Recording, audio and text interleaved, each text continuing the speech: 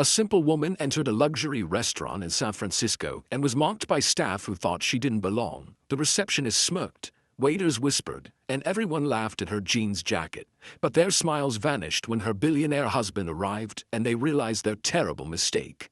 Jessica Hayden adjusted her faded denim jacket as she strolled through San Francisco's financial district. At 35, she still preferred comfort over luxury, despite having access to the finest boutiques money could buy. The crisp October air carried the scent of the bay as she checked her watch, still 2 hours before Nicholas would arrive. 5 years of marriage to one of the city's wealthiest financiers hadn't changed her Midwest sensibilities. Their anniversary tradition always went the same way. She'd spend the day exploring the city she'd grown to love, while Nicholas wrapped up whatever million-dollar deal he was orchestrating. Then they'd meet for dinner at a restaurant from the renowned Billionaire chain. This year was different. Instead of their usual spot overlooking the Golden Gate, Nicholas had booked their anniversary dinner at Lumiere's newest location in the heart of downtown, a place neither of them had visited before. "Just thought we'd try something new for our 5th, he'd said with that boyish smile that still made her heart skip. Jessica remembered the day they'd met, her working as a children's book illustrator at a small publishing house, him stepping in to donate to their literacy program. He'd been drawn to her authenticity in a world where everyone wanted something from him. She'd been skeptical of his wealth, but charmed by his genuine interest in her work. "I'm not trying to impress you with my bank account," he'd told her on their first date at a modest coffee shop. "I just want to know the woman who creates worlds with her paintbrush." 5 years later, their worlds had intertwined completely, though Jessica remained steadfastly herself. She still drove her old Volvo, still shopped at farmers' markets, still wore the comfortable clothes that made her feel at home in her own skin. She paused outside the gleaming glass facade of Lumiere. The restaurant occupied the entire ground floor of a sleek skyscraper, its interior visible through floor-to-ceiling windows. Crystal chandeliers hung from high ceilings, casting prismatic light across white-clothed tables. Staff in impeccable black tuxedos glided between tables carrying silver trays. Jessica touched the small gift box in her pocket, a vintage watch she'd found for Nicholas. Nothing extravagant by his standards, but meaningful, engraved with coordinates of where they'd first met. Taking a deep breath, she pulled open the heavy glass door. She'd arrived early to ensure everything would be perfect for their anniversary. What she couldn't know was that stepping into Lumiere would set in motion a chain of events that would make this anniversary unforgettable, for all the wrong reasons.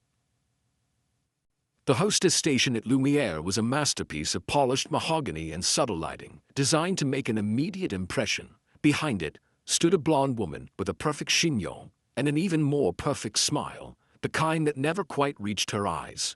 Her name tag read Vanessa, and her gaze traveled critically over Jessica's denim jacket, casual blouse, and minimal makeup. "Can I help you?" Vanessa asked, her tone suggesting she doubted she could. "I have a reservation," Jessica replied. "Well, my husband does, under Morrison, Nicholas Morrison, for 7 o'clock. Vanessa's manicured fingers scrolled through the tablet before her.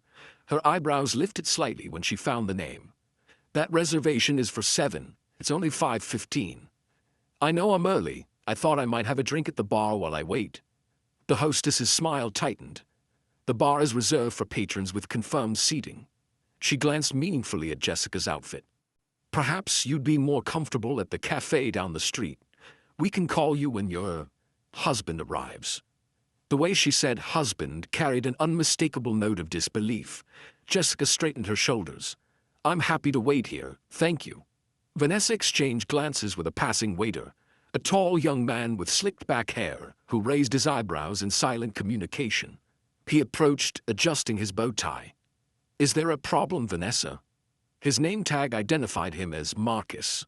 "This woman claims she's meeting Nicholas Morrison at 7. The emphasis wasn't subtle. Marcus gave Jessica an appraising look. "Nicholas Morrison? The investment mogul?" "Yes," Jessica said simply. Marcus's lips twitched. "And you're his wife," Jessica finished firmly. The two exchanged another glance before Marcus gestured toward a small table near the kitchen doors, the worst seat in the restaurant. "Perhaps Madam would like to wait here. We're quite busy preparing for our dinner service." Jessica followed him past dozens of empty, perfectly set tables. The restaurant wouldn't open to the public for another 45 minutes, but staff were busy polishing glasses and arranging flowers. Several looked up as she passed, their expressions ranging from curiosity to amusement. "Can I get you something while you wait?" Marcus asked as she settled into the chair. "Water, perhaps." The way he emphasized water made it clear he didn't expect her to order anything else. "A gin and tonic would be nice," Jessica replied, keeping her voice level. "Of course." Marcus nodded, a half-smile playing at his lips. "I'll need to see a credit card for the tab." Jessica had been married to Nicholas long enough to recognize the subtle insults of the wealthy world. This wasn't about her denim jacket. It was about power, about belonging. She slid her black card across the table without comment. Marcus's expression faltered momentarily as he took the card. "I'll be right back with your drink." As he walked away, Jessica noticed 3 other staff members at the service station watching her, their heads bent together in conversation. One laughed behind his hand, and the blonde server with them smiled broadly. Jessica recognized these looks, these reactions. She'd seen them countless times at charity galas and company events, until Nicholas would arrive at her side, and suddenly everyone would remember their manners. She gazed around the restaurant, taking in its opulent decor. Carved wooden panels framed museum-quality artwork. Fresh orchids adorned every table. The glassware sparkled like diamonds under the custom lighting. This was a place designed to make some people feel special and others feel unworthy. Jessica took a deep breath. The evening was just beginning, and Nicholas wouldn't arrive for another hour and 45 minutes. She straightened her denim jacket and prepared for what promised to be a very long wait. The gin and tonic arrived 20 minutes later, lukewarm and weak. Marcus set it down with barely concealed contempt. "Compliments of the bar," he said, though Jessica had seen the bartender pour it and set it aside immediately after making it. "Thank you," she replied, taking a sip and hiding her reaction to the watered-down drink. "Could I see a menu, please?" "The kitchen doesn't open until 6, Marcus responded immediately. "And we're fully booked tonight. Your reservation isn't until 7. By now, the staff's interest in her had evolved from casual dismissal to active entertainment. 2 servers, the blonde woman from earlier and a young man with copper hair, kept finding reasons to pass by her table. The blonde, whose name tag read Claire, approached with an affected smile. "Is everything all right over here?" she asked loudly enough for her colleagues to hear. "Finding everything comfortable?" "Yes, thank you," Jessica answered politely. Claire nodded toward Jessica's jacket. "We do have a coat check if you'd like to upgrade your appearance." The copper-haired waiter snickered, not bothering to hide his amusement. Jessica felt her cheeks warm, but kept her expression neutral. She'd faced far worse than these petty jabs during her journey from middle-class illustrator to billionaire's wife. "I'm fine, thank you." As Claire walked away, she heard her mutter to her colleague, "Probably some gold digger who got lucky. Morrison could have at least bought her decent clothes." The restaurant was beginning to fill with early diners, all impeccably dressed in evening wear or tailored business attire. Several cast curious glances at Jessica in her casual clothes, seated at the worst table. A woman in a Chanel suit whispered something to her companion, both turning to stare. Marcus appeared again, hovering beside her table. "Are you sure you have the right restaurant? There's a casual bistro just down the block that might be more suitable." "I'm in the right place," Jessica said, her patience wearing thin. "My husband made this reservation personally." "Of course he did," Marcus replied with exaggerated politeness. "And Mr. Morrison will be joining you soon, I'm sure." Jessica checked her watch, still an hour before Nicholas would arrive. The restaurant was filling quickly now, the ambient noise growing as patrons chatted over appetizers and cocktails. She noticed Vanessa escorting a middle-aged couple to a prime table by the window. The table Jessica knew would be theirs at 7. A new server appeared, the tall African-American man from the reception area who'd been laughing earlier. His name tag read Darius. "I've been asked to take over your service," he announced with barely disguised amusement. "Though I understand you're just waiting." "That's right," Jessica replied, finishing her diluted drink. "I'd like another gin and tonic, please. A proper one this time." Darius raised his eyebrows. "A proper one?" "Yes. Hendrick's gin, if you have it." 3 parts gin to 1 part tonic. Cucumber garnish, not lime. Her specific requests seemed to unsettle him momentarily. I'll check with the bar. As he walked away, Jessica overheard him join a group of servers who had gathered near the service station. They weren't even trying to hide their stares now. She's ordering Hendrix like she owns the place, Darius told them, triggering a round of laughter. Did you see that jacket? Claire added. Probably bought it at a thrift store. $10 says she's got the wrong night. Morrison isn't coming, Marcus chimed in. Their laughter echoed across the restaurant, drawing more attention to Jessica's isolated table. A few patrons were now openly watching the drama unfold, some with discomfort, others with the same elitist amusement as the staff. The restaurant manager, a thin man with salt and pepper hair and wire-rimmed glasses, approached the group of servers, speaking in hushed tones. He glanced over at Jessica, frowning slightly before returning to his conversation. Jessica sat straight-backed in her chair, refusing to show how deeply their mockery cut. She'd grown up in a small Minnesota town where people judged you by your character, not your clothes. Nicholas understood that about her. It was why he'd fallen in love with her authenticity in a world of facades. Her new drink arrived, this time properly made. Darius set it down with exaggerated ceremony. Your Hendrix gin and tonic, madam. Will there be anything else while you continue waiting? No, thank you. As he walked away, Jessica heard him say to Claire, the Morrison reservation. Right, I'll believe it when I see it. Jessica took a slow sip of her drink, keenly aware of the growing spectacle she had become. The whispers, the stares, the barely concealed laughter, all because she didn't fit their image of who belonged in this temple to wealth and status. Little did they know, in less than an hour, everything would change. The restaurant was now in full swing, every table occupied by San Francisco's elite. Conversations about market trends and property values floated through the air, mingling with the soft classical music playing overhead. Jessica remained at her corner table, still the subject of occasional glances and whispers. She pulled out her phone, scrolling through photos of her and Nicholas from earlier anniversaries. 5 years of adventures, laughter, and love captured in digital memories. In none of them did she look like the wealthy socialite these people expected. That was one of the things Nicholas treasured about her, her refusal to be transformed by his fortune. A notification lit up her screen. A text from Nicholas.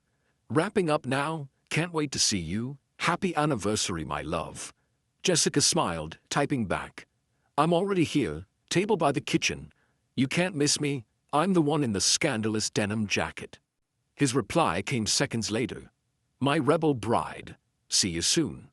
As she put her phone away, Jessica noticed the restaurant manager approaching, his expression a careful blend of professional concern and skepticism.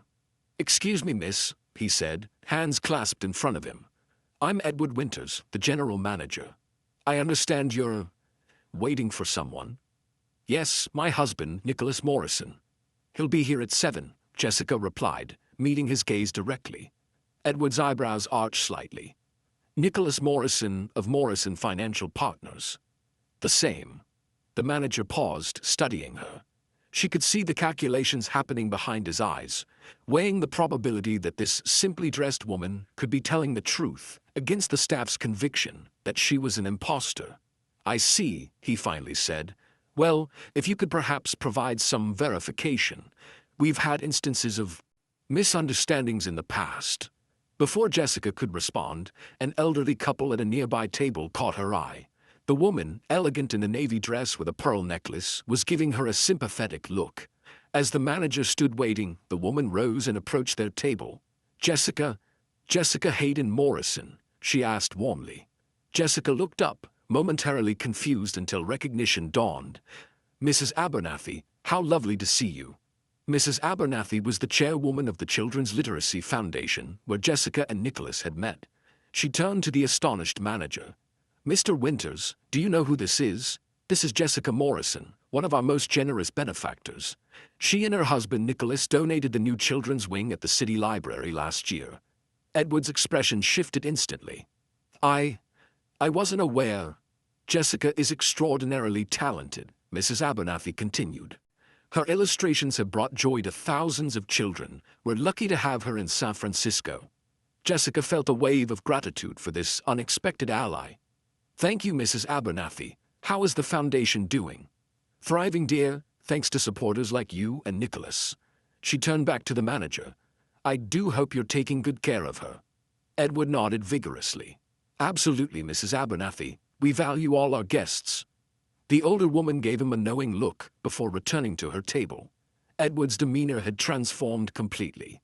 Mrs. Morrison, please accept my sincere apologies for any inconvenience. Perhaps you'd prefer a better table while you wait. We have an excellent one by the window. This table is fine, thank you, Jessica replied calmly. I wouldn't want to disrupt your seating arrangements.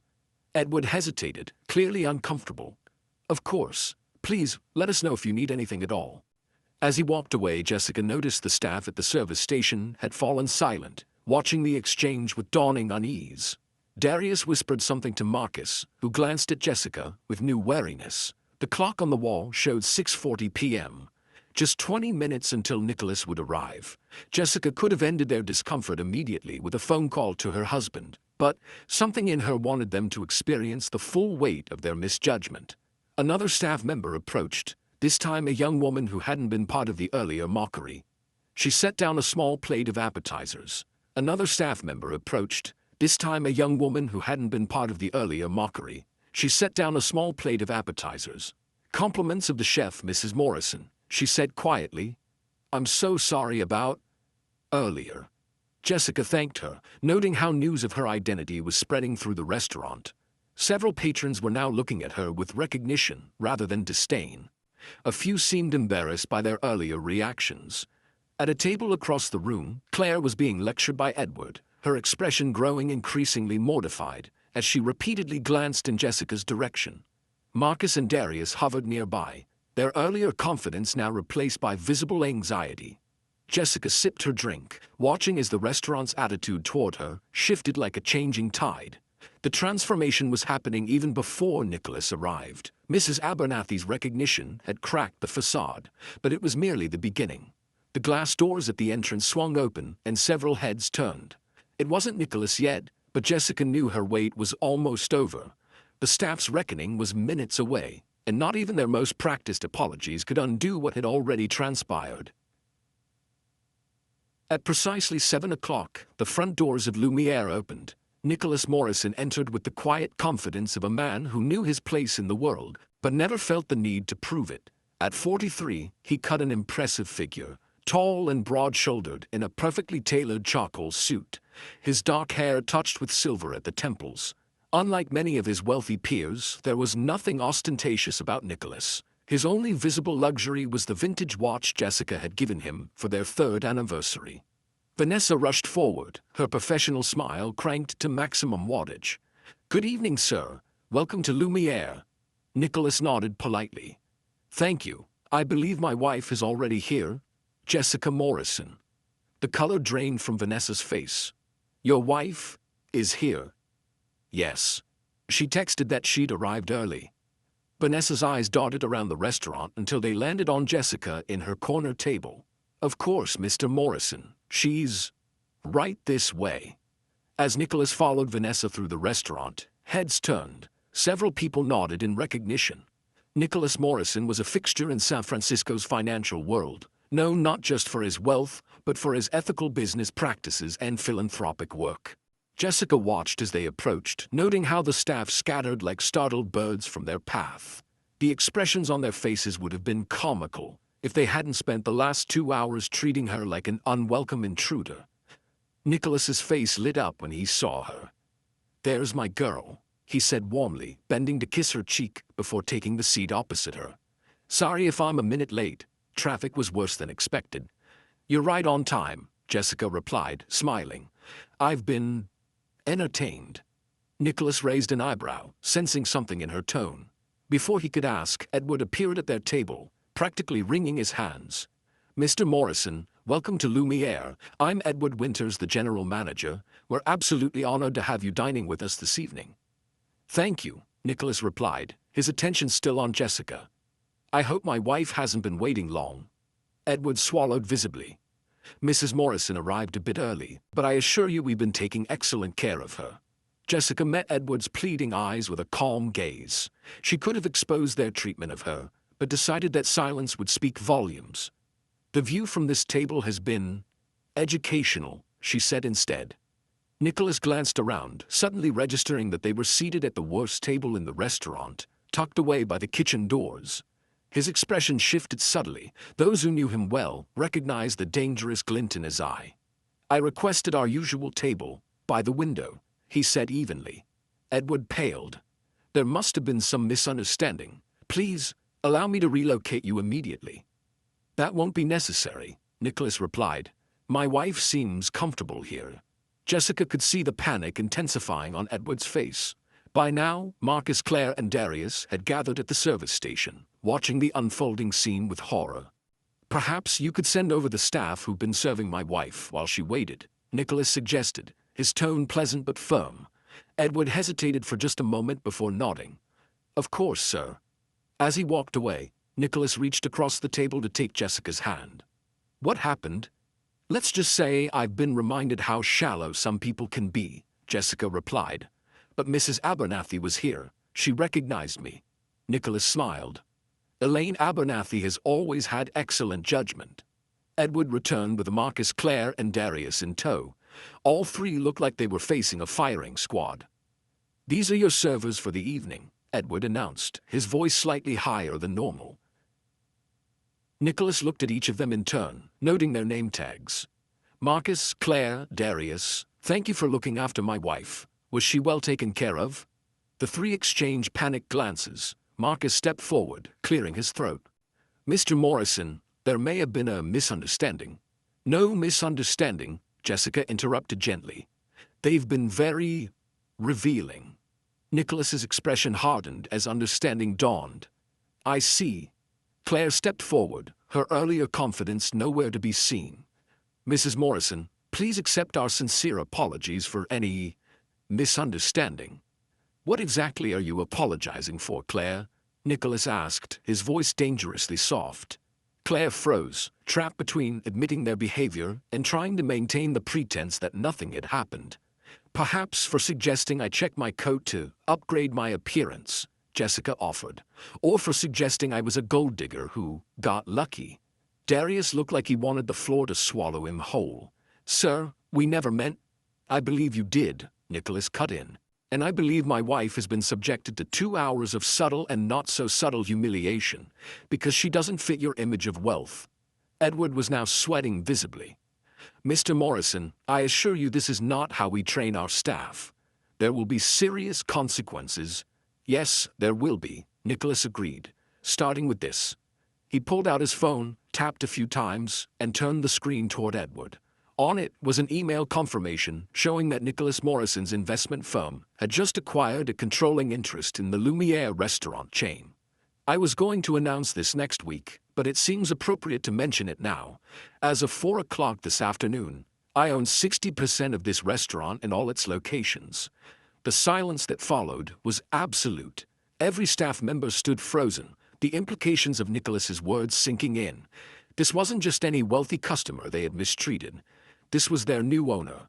"Now," Nicholas continued, pocketing his phone, "I believe we're here to celebrate our anniversary." He turned to Jessica with a warm smile. "What would you like to do, my love? Stay or go?" Every eye in the restaurant was on Jessica as she considered her response. She could demand they all be fired. She could walk out. She could insist on any number of retributions. Instead, she smiled.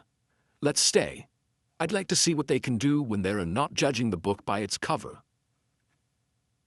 The remainder of the evening unfolded like a masterclass in humility. Edward personally oversaw every aspect of their service, while the previously mocking staff now attended to their needs with nervous precision. Word had spread quickly through the restaurant. Whispers about the denim-jacketed woman who turned out to be the wife of their new owner rippled from table to table. Nicholas had insisted they remain at their original table by the kitchen, a pointed reminder of the staff's earlier treatment. As they enjoyed their meal, Jessica observed the transformation around them with quiet amusement. "You could have called me," Nicholas said, cutting into his steak. "One word, and I would have been here immediately." Jessica shook her head. "I didn't want to interrupt your meeting. Besides, it was educational." They were cruel to you.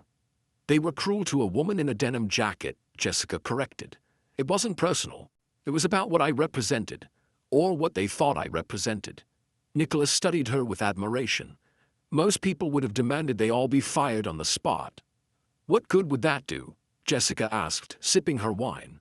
They'd just take their prejudices elsewhere. This way, maybe they'll learn something.